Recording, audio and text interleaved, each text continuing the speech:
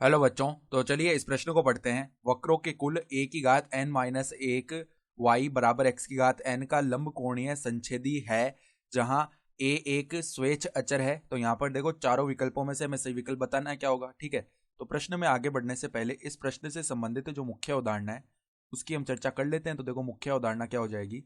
किसी वक्र की ढाल dy बटा dx, इसे हम एक बोल रहे हैं, ठीक है, हो तो उसके उसके लंब कोणीय संच्छेदी के लिए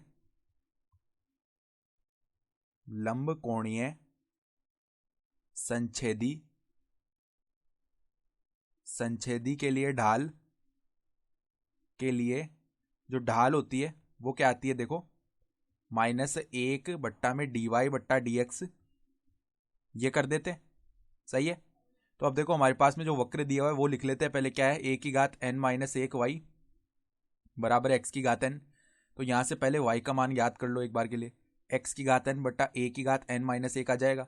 तो अब देखो इस संबंध को हम लेते हैं जो शुरू में दिया हुआ है और इसको दोनों तरफ हम x के सापेक्ष क्या करते हैं, अवकलन कर लेते हैं यहाँ पर।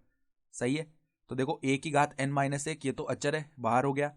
फिर y का अवकलन x के सापेक्ष dy बट्टा dx, और x की घात n का अवकलन क्या हो जाएगा, n x की घात n माइनस एक। सही है, अब देखो a की घात n माइनस एक, यहाँ पर ध्यान से देखो, अगर हम इसका मान रखना चाहें ना, ठीक है, यहाँ पर हमारे पास ये बना ना a की घात n माइनस एक, तो इसका मान क्या आ जाएगा। देखो इसका मान निकालेंगे तो x की घात n बट्टा वाई हो जाएगा। तो देखो x की घात n बट्टा वाई बराबर में dy, यानी मतलब गुणा में dy बट्टा dx। यहाँ पर n गुणा में x की घात n माइनस एक को हम क्या लिख सकते हैं, x की घात n बट्टा में x। तो x की घात n से x की घात n आपस विभाजित हो गया, तो dy बट्टा dx का मान क्या आ जाएगा, देखो n y बट्टा में x आ जाएगा।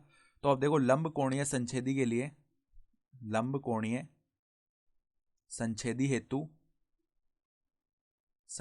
हेतु अगर हम उसके लिए लिखें dy बट्टा dx का मान, तो ये जो मान आया ना dy बट्टा dx, इसका माइनस एक बट्टा में ये मान रख देंगे, तो एन वाई बट्टा जो बट्टा वाला x है ऊपर चला जाएगा, तो यहाँ पे x आ गया। सही है, तो अब देखो पदों को इस तरफ लेके आते हैं, तो एन वाई डी वाई बराबर में क्या आ जाएगा, यहाँ पर माइनस एक्स डी एक्स, ये आ गया। ठीक है, तो अब दोनों तरफ कर लेते हैं हम समाकलन।